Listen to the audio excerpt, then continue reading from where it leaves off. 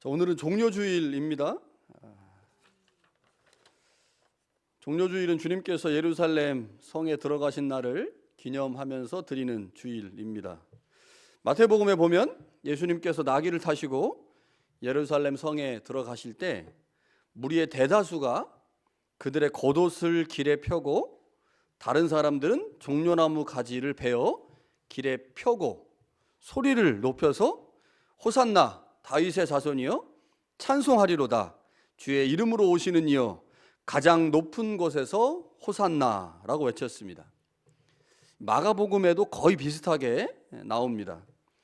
2022년 종료주일에 요한복음 12장의 본문을 가지고 제가 설교를 했습니다. 유튜브 영상에 있으니까요. 보실 수 있습니다. 자, 요한복음은 마태복음이나 마가복음과 약간의 차이가 있습니다. 예수님께서 예루살렘에 오신다는 소식이 전해지자 사람들이 종려나무 가지를 가지고 예수님을 맞으러 가서 큰 소리로 호산나 찬송하리로다 주의 이름으로 오시는 이 곧 이스라엘의 왕이여 라고 요한복음은 말합니다. 이 왕이라는 단어가 들어가죠. 외친 소리에서 약간 차이가 있지만 더 중요한 차이는 순서의 차이입니다. 그러니까 요한복음은 마태 마가복음과 어떤 부분에서 순서가 달라졌어요. 그 달라진 순서가 뭔지 확인하기를 원하시는 분들은 영상을 보시면 됩니다. 유튜브에 있으니까요. 2022년에 어떤 차이가 있는지를 한번 보시면 좋겠는데, 자, 요한복음은 그러니까 순서의 차이를 통해서 요한복음만의 독특한 메시지를 전하려고 한 거죠. 요한복음의 매우 중요한 관점 중에 하나가 그 순서의 차이를 보는 겁니다. 자, 이번 주에는 저희가 누가복음의 본문을 보려고 하는데, 자, 우리가 복음서를 설교할 때 종종 제가 말씀을 드린 건데, 복음서를 읽을 때 읽기 방법 중에 하나, 가장 중요한 복음서 읽기 방법 중에 하나는 다른 복음서와 비교하는 거라고 그랬죠. 다른 복음서의 비교를 통해서 그 복음서가 무엇을 강조하고 있는지, 무엇을 말씀하려고 하는지를 찾는 게 이제 복음서 읽기의 중요한 방법 중에 하나입니다. 예를 들면 오늘 우리가 누가복음을 보고 있으니까요. 누가복음과 다른 복음서를 비교한 후에 누가복음에만 나오는 내용 혹은 누가복음에는 나오지 않는 내용을 찾아보는 거예요. 그럼 쉽죠? 되게 쉬워요. 마태복음하고 비교해 보니까 마태복음에는 이렇게 나오는데 누가복음은 이렇게 나오네. 마태복음에는 이 말씀이 나오는데 누가복음에는 나오지 않네. 그러면 누가복음에 나오지 않는 것 혹은 나오는 것이 누가가 이제 강조하려고 어떤 생각을 하고 있다고 이제 볼 수가 있는 거죠. 자, 그런 다음에 누가가 도대체 어떤 의도를 가지고 어떤 마음으로 이 내용은 기록했고 이 내용은 기록하지 않았는지를 이제 찾아보는 거죠. 문맥 안에서 찾을 수 있고요. 누가복음 전체 안에서 그 의미를 찾을 수가 있습니다. 자, 오늘은 누가복음과 다른 복음서를 비교하면서 누가복음이 우리에게 무엇을 이 종료주일에 예수님의 입성에서 말하려고 하는지를 한번 찾아보도록 하겠습니다. 자, 누가복음을 마태나 마가복음과 비교할 때 누가복음만이 가지고 있는 중요한 점, 이건 복음서를 읽는 사람마다 조금 다를 수 있겠지만 저는 누가복음을 읽으면서 다른 복음서와 비교해 보니까 누가복음이 예수님을 평화의 왕으로 묘사하고 있다. 이게 제일 중요하다고 생각이 듭니다. 오직 누가복음에만 예수님이 예루살렘에 들어가실 때 예수님을 평화의 왕으로 설명을 하고 있습니다. 38절을 통해서 그 점을 분명하게 확인할 수가 있는데요. 38절은 두 부분으로 나눠져 있어요. 그래서 38절의 앞부분은 다른 복음서에도 있습니다. 마태, 마가, 요한복음에도 있어요. 그런데 38절의 비부분은 누가복음에만 나옵니다. 자, 38절의 앞부분이 이렇게 돼 있어요. 찬송하리로다 주의 이름으로 오시는 왕이여. 자, 이 말씀은 마태복음과 마가복음에 비슷하게 나와요. 찬송하리로다 주의 이름으로 오시는 이여. 그러니까 뒤에 이제 왕이라는 단어가 누가복음에는 있고 마태, 마가에는 주의 이름으로 오시는 이여 이렇게 돼 있어요. 근데 요한복음에 보면 찬송하리로다 주의 이름으로 오시는 이 곧 이스라엘의 왕이여. 그러니까 누가는 마태, 마가, 요한을 다 섞어놓은 것처럼 이런 느낌이 들죠. 그런데 8절 후반부는 오직 누가복음에만 나옵니다. 하늘에는 영광이요 가장 높은 곳에서 영광이요. 하늘에는 평화요 가장 높은 곳에서는 영광이다. 그러니까 여기 가장 높은 곳이 어디겠어요? 가장 높은 곳? 하나님이 계신 곳이죠. 그러니까 하나님이 계신 곳이 가장 높은 곳이고, 그러면 하늘은 어디겠습니까? 이 세상을 말하는 겁니다. 그래서 이제 하늘은 세상을 말하는 곳이, 그래서 우리 가운데는 평화가 있고 가장 높은 곳인 하나님에게는 영광이다. 그러니까 예수님이 예루살렘에 들어가실 때 누가는 그 예수님을 평화의 왕으로 우리 가운데 지금 소개하고 있다고 하는 거죠. 이 말씀을 보니까 어떤 말씀이 생각이 납니까? 예수님의 탄생 장면의 모습이 생각이 나죠. 누가복음 2장에 보면 이런 말씀이 있습니다. 지극히 높은 곳에서는 하나님께 영광이요. 여기 이제 지극히 높은 곳이라고 표현하죠. 지극히 높은 곳은 하나님께 영광이요. 땅에서는, 자 아까 19장에서는 이제 하늘이라고 표현했지만 여기 땅이라고 표현했어요. 땅에서는 하나님이 기뻐하신 사람들 중에 평화로다. 자 그러니까 누가복음 2장의 말씀은 오늘 본문에 나오는 말씀과 매우 유사합니다. 평화라는 단어가 나오고요, 영광이라는 단어가 나옵니다. 2장에도 나오고 19장에도 나오죠. 그러니까 주님의 탄생 순간에도 누가복음은 주님을 평화의 왕이라고 지금 설명하고 있고, 사역의 대미를 장식하는 십자가의 죽음, 그 죽음을 향해 가시는 길에서도 역시 주님은 평화의 왕이십니다 라고 말합니다. 주님의 삶은 하나님께 영광이었고 우리에게는 평화입니다. 그래서 누가복음은 이 중요한 두 장소, 예수님이 탄생하시는 장소와 예수님이 예루살렘의 십자가에서 죽으시기 위해 가시는 그 현장에서 예수님을 평화의 왕이라고 설명을 합니다. 자, 본문에서 누가가 예수님을 평화의 왕이라고 말씀을 하고 있는데, 부연해서 예수님이 왜 평화의 왕인지를 몇 개의 설명을 통해서 그걸 드러내고 있어요. 이거를 우리가 이제 살펴봐야 됩니다. 굉장히 중요한 내용이죠. 첫 번째는 예수님을 평화의 왕이라고 말씀하면서 종려나무에 대한 언급을 하지 않습니다. 그러니까 우리가 예수님을 평화의 왕과 관련해서 주목할 때 본문에서 종려나무에 집중을 해야 되는데, 이 종려나무가 누가복음에는 아예 언급 자체가 안 된다는 거죠. 주님께서 예루살렘 성에 들어가신 때는 유월절 축제가 얼마 남지 않은 시점이었습니다. 우리 영상에서도 봤었죠? 유월절 축제가 되면요, 많은 유대인들이 예루살렘에 모여듭니다.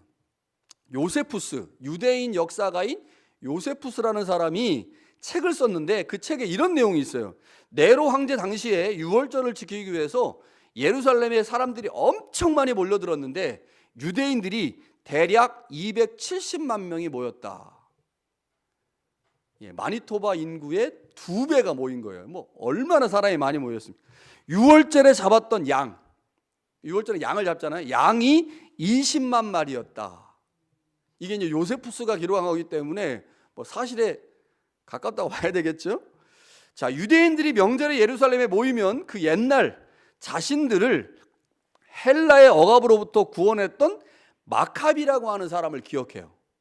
이게 이제 유대인들의 전통 중에 하나입니다. 마카비를 기억하면서 마카비와 같은 지도자가 다시 나타나기를 소망합니다. 이 마카비를 이스라엘 사람들은 메시아라고 생각했거든요.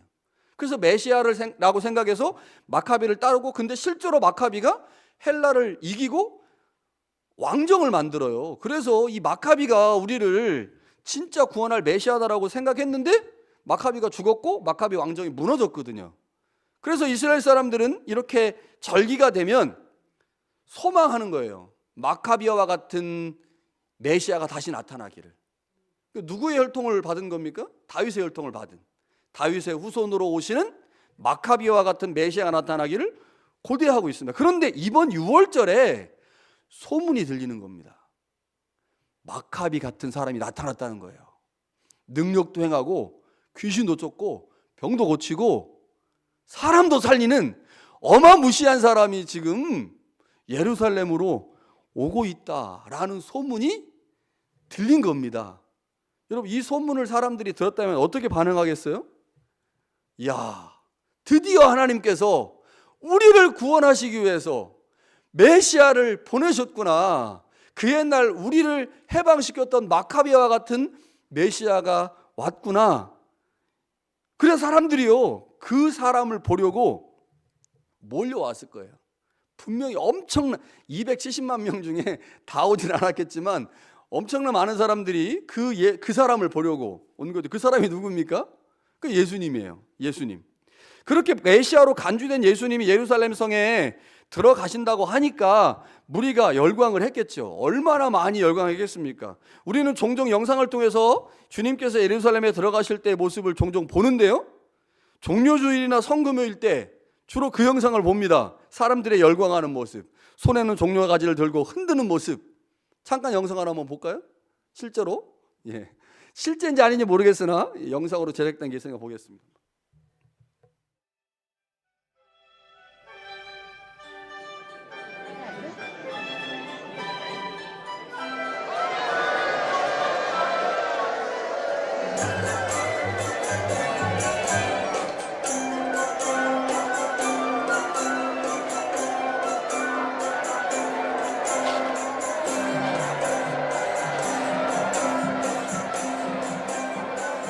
Rabbi, command your disciples to be quiet. I tell you, if they were to be quiet, the stones themselves would begin shouting. 자, 이 영상을 만든 사람이 누가복음을 보고 만들었죠? 누가복음 우리가 본 39절과 40절에 바리새인들이 제자들을 책망하셔서 이렇게 얘기를 했는데, 이 영상을 만든 사람이 누가복음 만든 거예요. 자, 종려나무 가지 보셨습니까? 여기 엄청 크죠? 엄청 커가지고 이제 진짜 길에 깔면 무슨 뭐 양탄자처럼 그 정도의 굉장히 큰 나무죠. 자, 영상에서 보듯이 사람들이 이제 손에 종려나무 가지를 들고 있습니다. 그리고 이제 바닥에 깔기도 하고 이제 그것을 흔들면서 예수님을 이제 맞이하죠. 훨씬 더 사람이 많았을 것 같아요. 원래 예수님 당시에는. 자, 우리가 이번 주일을 종려주일이라고 부릅니다. 이유가 뭘까요? 주님께서 예루살렘에 들어가실 때 많은 사람들이 종려나무 가지를 길에다가 펴거나 혹은 손으로 흔들었기 때문에, 그래서 우리가 이제 종려주일이라고 팜 선데이라고 부른단 말이에요. 그런데 이상하게도 누가복음에는 종려나무에 관한 언급이 없습니다. 물론 영상에서 본 것처럼 역사적으로 주님께서 예루살렘에 들어가실 때 많은 사람들이 종려나무 가지를 깔고 흔들면서 주님을 향해 열광했을 것입니다. 이것이 역사적 사실일 것인데 이상하게도 누가는 종려나무 가지를 전혀 기록하지 않았다는 거죠. 자, 따라서 우리는 누가가 무슨 의도를 가지고, 어떤 의도를 가지고 기록하지 않았는지 생각해 보아야 하죠. 분명히 의도가 있으니까, 어떤 목적이 있으니까 기록하지 않았을 거라는 거예요. 도대체 누가는 왜 종려나무에 관한 언급을 하지 않았을까요? 자, 아까 제가 마카비 말씀드렸잖아요. 마카비. 이 마카비가 중간기 시대 사람인데 이 사람의 업적과 이 사람의 일에 관한 이야기가 성서로 기록됐어요. 그게 마카베오서입니다. 마카베오서. 근데 이 마카베오서는 중간기 때 기록됐기 때문에 개신교에서는 성서로 인정하지 않습니다. 그러니까 종교개혁자들이 이 마카베오서를 정경에서 빼버렸어요. 그런데 개신교는 갖고 있지 않지만 가톨릭은 이거를 정경으로 갖고 있습니다. 그래서 가톨릭은 정경이 두 가지예요. 첫 번째는 제1경전이 있고 제2경전이 있는데 1경전은 우리가 가지고 있는 구약성서와 신약성서를 1경전이라고 부르고요. 우리가 가지고 있지 않는 책 중에 이 마카베오서 같은 책들은 2경전이라고 부릅니다. 그러니까 이제 우리한테는 경전이 아니지만 로마 가톨릭한테는 경전이기 때문에 매우 중요한 책입니다. 그런데 이 마카베오서가 이제 뭐 책이 여러 개가 있는데 가톨릭에서 인정하고 있는 책은 마카베오서 1권과 2권이에요. 이거를 보통 마카베오서 상하라고 부르는데 마카베오서 2서, 그러니까 마카베오 하죠. 마카베오 하 10장에 보면 이 종려나무에 대한 언급이 나옵니다. 그러니까 이제 마카베오라고 하는 이 마카비를 유대인들이 이제 왕이라고 생각을 했기 때문에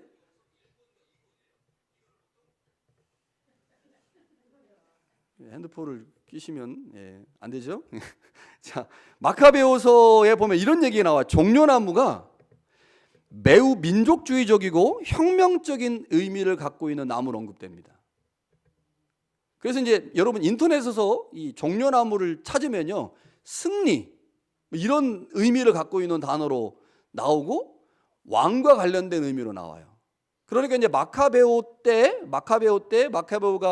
일시적으로 이스라엘을 독립시켜서 매우 유력한 이스라엘의 왕이 됐는데, 이 사람과 연결시켜서 종려나무 가지를 정치적이고 혁명적인 의미로 이스라엘 사람들이 받아들인 거예요.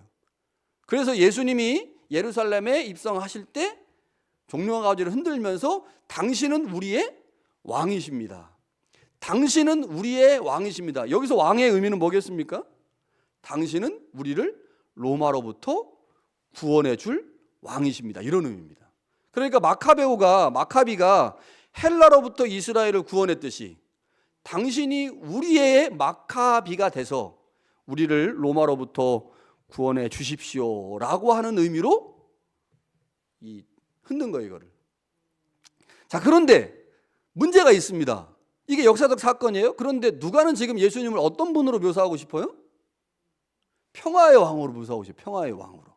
그러니까 평화의 왕으로 묘사를 하려고 하는데 종려나무는 그것과 반대 개념이에요. 혁명적이고 정치적 개념으로 사람들이 인식을 하고 있단 말이에요. 그러면 잘못하면 예수님은 지금 예루살렘의 평화의 왕으로 가셔서 우리를 위해 십자가에서 죽으시고 그래서 우리에게 진정한 구원을 허락해 주시는 분인데, 만약 예수님을 정치적인 왕으로 오해하게 된다면 누가가 지금 기록하고 있는 예수님에 관한 전기는 어려움에 처할 수도 있겠죠. 그래서 누가가 그 사실을 염려해서 빼버렸어요. 이 종려나무라고 하는 언급을 빼버렸습니다. 자, 주님이 이스라엘의 정치적 해방을 위해서 오신 왕이 아니라는 거죠. 누가는 오직 주님이 평화의 왕으로 하나님과 우리 사이의 평화를 위해, 우리의 구원을 위해 오신 분임이 더욱 분명하게 드러나기를 소망하면서 오해될 수 있는 종려나무를 삭제했습니다. 자, 그런데 이것으로 끝나지 않고요. 자, 평화의 왕과 관련해서 우리가 또 다른 하나 주목해야 될 게 있는데 그게 호산나입니다. 호산나.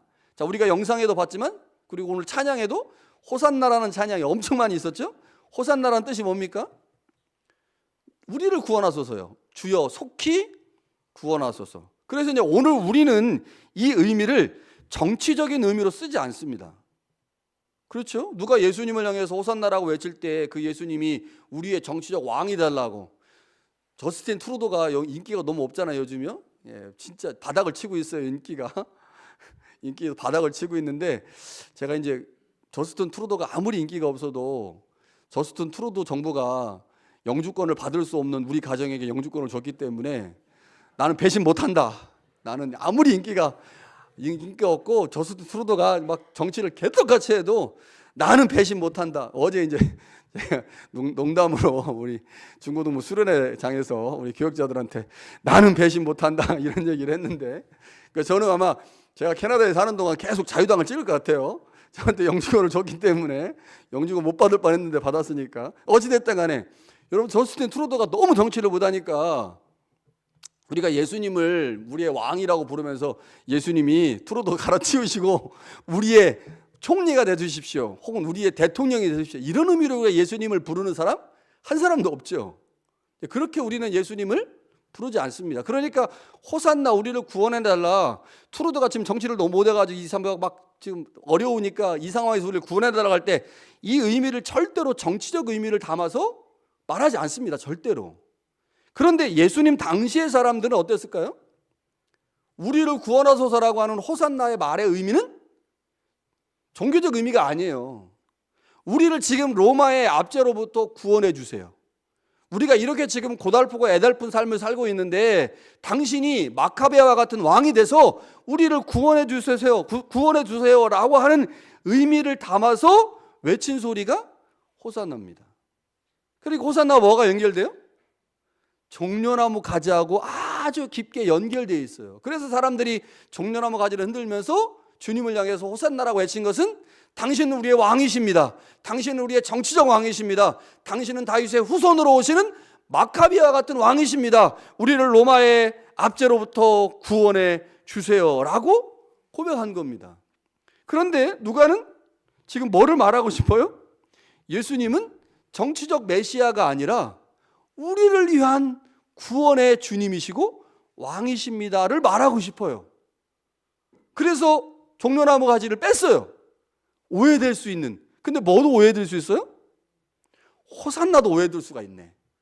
잘못했다가 예수님이 정치적 메시아로, 명치적 메시아로 오해되면 내가 지금 복음서를 쓰고 있는데, 복음서를 통해서 예수님이 하셨던 구원 사역을 지금 설명하려고 하는데, 결정적인 순간, 예루살렘에 들어가야 되는 그 결정적인 순간에 예수님이 오해되면 복음서를 읽고 있는 독자들이 예수님을 오해할 수도 있겠네라고 하는 염려가 들었어요. 그래서 역사적으로는 실제로 예수님을 환영했던 많은 사람들이 호산나를 외쳤지만 누가는 그 말을 그냥 빼버립니다. 빼버려요.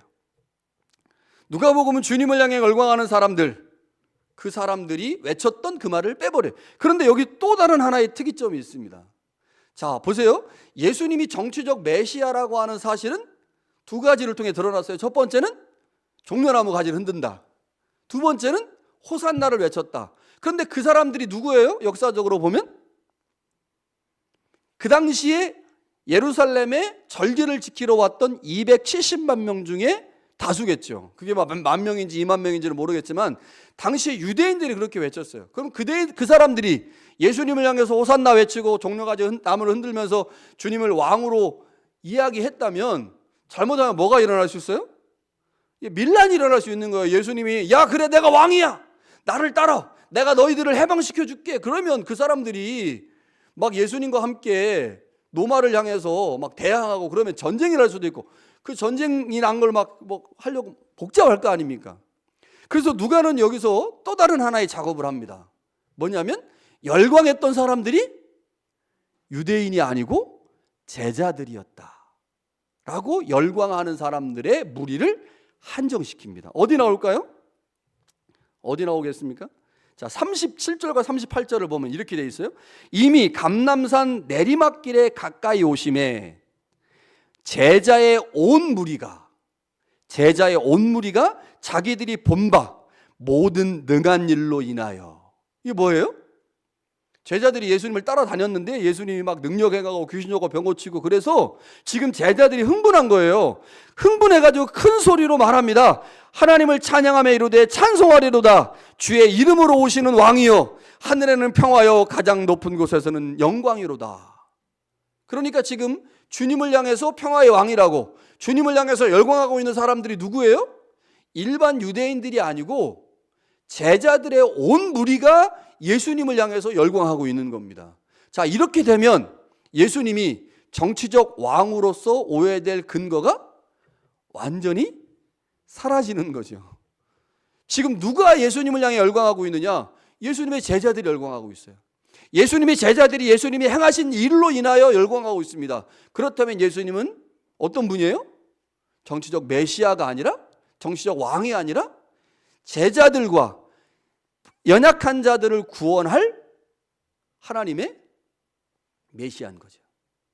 그러니까 예수님이 어떤 분이신지를 이 열광하는 무리를 약간 변경시키면서 예수님의 존재를 더 부각시키려고 했던 것이 누가입니다. 여러분, 이 제자들이 누구겠습니까? 9장에 보면, 누가복음 9장에 보면 예수님이 예루살렘으로의 여행을 시작합니다. 내가 이제 죽을 날이 얼마 안 남았으니 내가 이제 구원을 위해서 예루살렘으로 갈 것이다 라고 하면서 제자들을 데리고 예루살렘 여행을 하시거든요. 그런데 그 9장 51절에 시작된 예루살렘 여행 중에 10장에 가보면 예수님이 여행하시는 중에 제자들을 둘씩 짝지어서 복음을 전하게 하십니다. 일종의 훈련을 시키신 건데, 이 훈련에 보면 그 훈련에 참여한 제자들의 숫자가 70명이에요. 그러니까 예수님은 원래 12명을 데리고 예루살렘으로 여행을 시작했어요. 그런데 그 예수님이 하시는 그 구원의 여정에 많은 사람들이 제자들로 합류한 겁니다. 그러니까 9장에서 시작된 여행에서 19장에서 끝났단 말이에요. 그러면 예수님의 제자들이 얼마나 많아졌을까요? 성경은 기록하고 있지 않지만 100명, 200명, 혹은 1000명, 10,000명이 됐을 수도 있습니다. 그러니까 제자들의 엄청난 무리가 예수님과 함께 여행을 했고, 그 여행하는 과정에서 예수님이 어떤 일을 행하셨는지를 보았고, 그래서 그가 우리를 위한 참 메시아고 참 구원자이심을 알았기 때문에 예수님이 예루살렘 성에 들어가실 때 제자들이 열광을 한 거죠. 제자들이. 주님은 예루살렘의 여행 과정에서 제자들을 여러 가지 방법으로 훈련시키셨습니다. 전도도 보내시고요, 귀신 쫓고 병 고치는 현장에 제자들을 데리고 다니시면서 그것들을 보게도 하시고, 자, 그리고 여행 중에 예루살렘으로 올라가시는 이유도 말씀하셨어요. 내가 왜 예루살렘에 올라가야 되는지. 제자들은 주님과 예루살렘으로의 선교 여행 과정에서 주님의 존재를 조금씩 인식하기 시작했습니다. 그것이 결정적으로 어디 나타나느냐? 나귀를 타는 장면에 나타나요. 나귀 타는 장면에. 자, 다른 복음서는요, 예수님께서 능동적으로 자신이 스스로 나귀를 탄 것이라고 기록하고 있습니다. 마태복음과 마가복음하고 누가복음, 요한복음은 그래요. 그런데 누가복음은 다릅니다. 누가복음은 어떻게 기록하고 있느냐? 제자들이 나귀 새끼 위에 예수님을 태운 것으로 묘사합니다. 제가 다 확인해 봤어요. 헬라어 성경도 그렇고요, 영어 성경도 그렇고요, 모든 성경이 다 이렇게 기록을 했어요. 35절에 어떻게 되어 있느냐? 예수를 태우니. 누가 태웠어요? 제자들이 태운 거예요. 제자들이. 왜요? 예수님이 어떤 분이니까? 평화의 왕이니까. 예수님이 우리와 하나님 사이의 관계를 평화롭게 할, 우리를 구원하실 분이라는 사실을 알게 되니까. 그래서 세 번역은 이렇게 번역했습니다. 예수를 올라타시게 하였다. 자, 무엇을 의미합니까? 제자들이 예수님의 존재를 알고 있다는 거예요. 제자들은 주님과 함께 선교 여행 과정에서 주님의 존재를 알기 시작했습니다. 그리고 십자가의 구원 사역을 위해 예루살렘으로 들어가시는 현장에서 주님이 평화의 왕이심을 그들의 행동을 통해 보이신 거죠. 그러니까 누가복음은 여러 가지 장치를 통해서, 여러 가지를 통해서 지금 예수님이 정치적 왕이 아닌 우리를 위한 고난의 메시아다, 고난의 메시아다라는 사실을 여러 차례 밝히고 있습니다. 그럼 우리가 예수님을 어떤 분으로 이해하고 있습니까? 정치적 왕이십니까? 이거는요, 말 그대로 예수님 이용해 먹자는 심보예요. 예수님이 능력이 많으시니까 우리 예수님 덕 좀 봅시다. 이게 이제 예수님을 정치적 메시아로 이해하는 거예요. 고난의 메시아는요, 예수님이 가셨던 그 고난의 길이 우리를 위한 길이었으니 주님이 그 길을 가신다면 나도 그 길을 따라가겠습니다. 이게 고난의 메시아로서 예수님에 대한 이해입니다. 너무너무 달라요. 구원은 같습니다. 구원은 같은데 그분에 대한 인식 자체가 너무 다르죠. 자, 그러면 여기서 한 가지 매우 중요한 이야기. 누가복음은 왜 다른 복음서와 달리 예루살렘 입성 과정에서 주님을 평화의 왕으로 묘사하고 있을까요? 다른 복음서에 이미 기록되어 있는 내용들을 수정해 가면서 왜 예수님이 종려나무 가지를 흔들었다는 얘기도 빼고, 호산나도 빼고, 그리고 무리들이 예수님을 향해 열광했다도 빼고, 제자들로 바꾸고, 제자들이 예수님을 나귀에 태웠다라고 바꾸는, 이렇게 수정을 했을까? 왜 이렇게 기록을 했을까? 다른 복음서와 다르게 왜 이렇게 기록했을까? 굉장히 중요합니다. 자, 이 점을 이해하려면 누가복음의 기록 목적에 대한 이해가 간단하게 필요해요. 자, 누가는 왜 누가복음을 기록했을까요? 누가복음을 기록한 연대가 대략 80년에서 85년들이라고 학자들은 얘기를 합니다. 자, 이때 80년에서 85년 사이에 누가복음을 기록한 저자가 직면한 가장 큰 문제가 있었어요. 뭐냐? 예수님의 재림의 지연입니다. 예수님이 오신다고 해놓고 올라가셨는데 예수님이 승천하신 지 30년, 40년이 지났는데도 예수님이 안 오시는 거예요. 이것 때문에요, 속된 말로 초대 그리스도인들의 집단 멘붕이 왔어요. 멘탈 붕괴가 온 거야. 아니, 예수님이 오시기로 했는데. 그래서 우리가 잘 알고 있듯이 바울을 비롯한 그닥의 초대 기독교의 대부분의 사람들은 자신이 살아있을 때 예수님이 온다고 생각했거든요. 그래서 데살로니가 전서 같은 데 보면 사람들이 질문하는 거야, 바울한테. 아니, 예수님이 오실 때 죽은 사람들은 도대체 어떻게 됩니까? 이 얘기를 왜 물어보냐면, 예수님이 오실 때 우리가 살아있어야 그 예수님을 맞이하는데, 그래서 우리는 다 예수님을 맞이할 건데, 예수님이 오시기 전에 죽은 사람들은 도대체 그 사람들은 부활합니까? 구원 받습니까? 못 받습니까? 이런 초보적인 질문을 당시 사람들이 했거든요. 이 말은 무슨 말이냐? 모든 그리스도인들이 다 예수님이 곧 오실 거라고 생각했고, 그래서 예수님을 살아있는 상태에서 맞이할 거라고 생각을 했어요. 그런데 80년, 85년, 90년쯤 되면 예수님이 승천하신 지 이미 40년, 50년이 됐는데도 안 오는 겁니다. 그러니 철석까지 믿고 있었던 예수님의 임박한 재림을 그들의 신앙의 중심으로 삼고 있었는데 이게 무너지는 거예요. 여러분, 우리 그런 경험하지 않습니까? 정말로 중요한 교리라고 생각해가지고 그 교리 막 끝까지 붙들고 있었어. 끝까지 붙들고 있었는데 어느 날 그게 아니라고 판명이 되는 순간, 와, 나는 지금까지 무엇을 믿고 있었는가? 내 신앙은 도대체 무엇인가? 라고 하면서 완전히 무너지거든요. 여러분, 우리 지금 기독교 역사가 120년, 130년 되면서 한국교회 안에도 사실 이렇게 이제 무너진 경험들을 한 사람들이 되게 많아지고 있거든요. 너무너무 중요한 것이 신앙의 중심으로 있었는데 예수님이 안 오는 거야. 그러니까 누가복음을 기록한 누가가 있는 공동체뿐만 아니라 많은 기독교인들이 신앙이 막 와르르르 무너지고 있는 거예요. 주님 안 오신대. 왜 안 오셔? 그러면 주님이 우리한테 뻥치신 건가? 아니, 도대체 우리가 주님을 신뢰할 만한 건가 하면서 사람들의 신앙이 급격하게 무너지는 거예요. 이때 누가가 어떻게 해야 되겠습니까? 제자들은 하나씩 죽어가지. 교회에 있는 사람들은 예수님에 대한 임박한 재림을 믿고 있었는데 안 오니까 막 신앙이 뻥뻥 다 떨어지지. 대답을 해줘야 될 거 아니에요. 대답을 어떻게 대답해야 될까요? 방법이 없어요. 누가는 똑똑했기 때문에 대답을 찾았어요. 예수님의 재림이 지연됐다. 누가 지연시켰겠어요? 하나님이 지연시킨 거예요. 하나님이. 그러니까 예수님이 내가 가고 싶다 해서 오는 게 아니잖아요. 이 땅에 오실 때도 아버지가 가라 그러니까 오신 거고, 올라와 그래서 예수님 올라가셨어요. 그리고 재림할 때도 하나님께서 야 내려가 라고 말씀하셔야 되는데, 누가가 보니까 예수님의 재림이 지금 취소된 게 아니고 지연되고 있는데, 지연되는 이유는 하나님이 재림을 지연시키셨다는 거죠. 왜 지연시키셨을까요? 누가가 뭐라고 말하고 있는 거예요? 교회가 지금 해야 될 일이 있다는 거죠. 아직 해야 될 일은 아직 해야 될 일이. 여러분 생각해 보세요. 예수님이 곧 오신다고 그랬어요. 그래가지고 초대교 교인들은요, 이 땅에서 우리가 어떤 삶을 사느냐보다 어디에 포인트가 있었어요? 신앙의 모든 포인트가 다 어디 있습니까? 하늘에 있어요. 하늘. 그래서 우리가 이제 곧 예수님 오시면 우리가 천국 갈 거야. 곧 오시면 그러니까 지금 좀 힘들어도 잘 참아 라고 해가지고 신앙의 모든 영역이 다 어디에 초점을 맞추고 있느냐면 하늘에 초점을 맞추죠. 어디에는 관심 없고요, 이 땅에는 관심이 없어. 그래서 이 땅에서 지금 막 복음을 전해가지고 또 한 사람이라도 더 구원을 받게 해서 하나님 나라 백성으로 만들어야 되는데 그거는 관심 없고 나만 구원받으면 되는 거지. 지금 예수님 오시면 나 빨리 구원받아서 천국 가서 주님과 함께 영원토록 살면 되는 거지라고 하면서 신앙이 왜곡되기 시작했거든요. 그래서 하나님께서 일부러 재림을 늦추셨어요. 이유는 뭐예요? 교회가 해야 될 사명이 아직 안 끝났다는 거예요.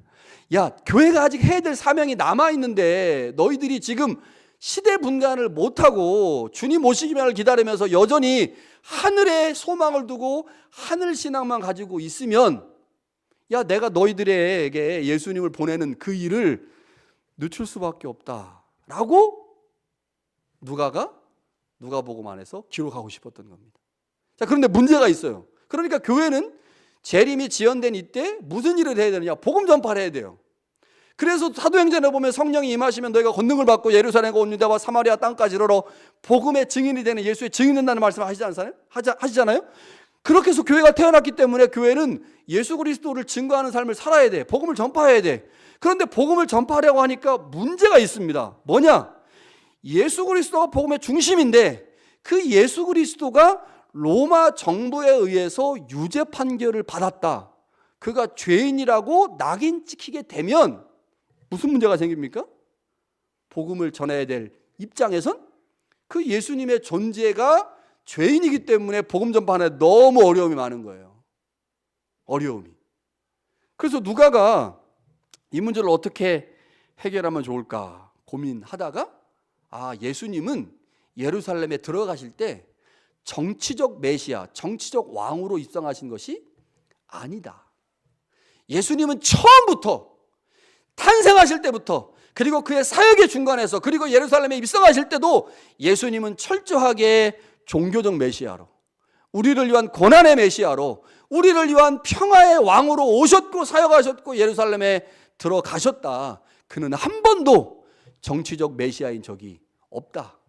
그는 결코 한 번도 정치적으로 왕이 되려고 하신 적이 없다. 그러니 로마 정부가 예수님을 향하여 내렸던 죄명, 그가 유대인의 왕이다라고 하는 그 죄목 자체가 틀린 것이다, 잘못된 것이다 라고 누가는 설명하고 싶었던 거죠. 뭐 때문에 이렇게 설명하고 싶었어요? 복음 전파의 걸림돌을 제거하려고 한 겁니다. 하나님께서 예수님의 재림을 늦추시는 이유는 교회가 아직 해야 될 사명이 있고 그 사명을 감당해야 하는 교회에게 복음 전파를 용이하게 해주기 위해서 예수님의 존재가 어떤 분이신지를 분명하게 설명하고 있는 거죠. 여러분, 주님의 재림이 지금 지연되고 있어요. 얼마나 지연됐어요? 무려 2000년이나 지연됐습니다.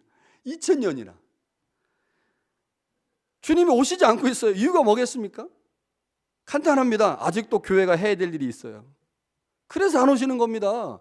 우리 교회 교인들이 열심히 복음을 전파하고 전도를 해야 되는데 전도를 안 하니까 주님이 못 오시는 거예요. 자, 주님 오시기를 소망하면 우리 전도하면 됩니다. 전도. 니카라과 가서 복음도 전하고 다른 나라 가서 복음도 전하고 이 지역에 있는 사람들에게 복음을 전하는 일을 하라고 주님의 재림이 지금 지연되는 거죠.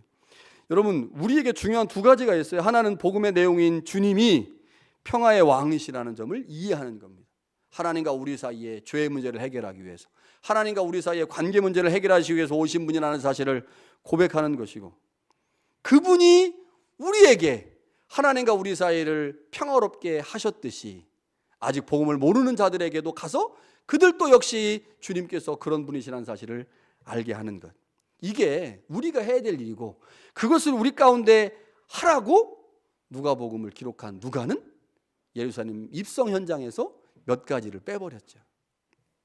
여러분, 고난주간을 보내면서 그리스도인으로서 우리가 해야 될 중요한 사명이 무엇인지를 기억하는 것 너무 중요합니다. 바울처럼 복음을 전하는 것, 예수님이 우리의 평화를 위한 평강의 왕이라는 사실들을 고백하는 것, 그 복음이 우리를 통해 온 세상에 전파되는 것, 그것을 결단하고 소망하는 것, 그것이 바로 이 고난주간에 우리가 가져야 될 신앙의 태도일 것입니다.